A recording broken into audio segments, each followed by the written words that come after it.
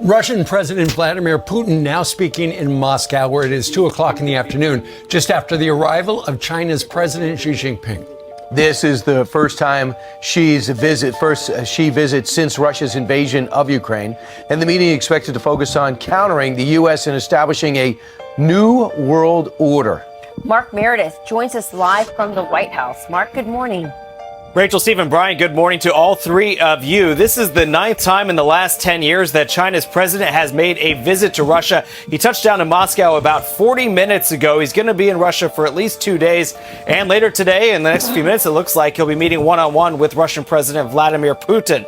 Ahead of the visit, the Chinese are calling Russia a comprehensive strategic partner. We also heard from the Chinese president ahead of the visit. He put out a statement in which he said, quote, "We have every reason to expect that China and Russia, as fellow travelers on the journey of development and rejuvenation, will make new and greater contributions to human advancement." While the Chinese are putting out a positive spin for Putin, this trip may offer a major boost. The International Criminal Court issued an arrest warrant for Putin just last week. He's also facing enormous pressure back in Russia to change tactics as the war in Ukraine drags on. The White House says this visit is also all about shoring up support between Russia and China as they get ready to challenge the U.S. and its allies on the global stage. Hey, Rachel and Brian, back to you guys. And Mark, the White House can't like the fact that essentially this new world order, they're picking up sides. You know, it's China and now Russia and Iran versus the United States, the United Kingdom, NATO, and the rest of the world's up for grabs.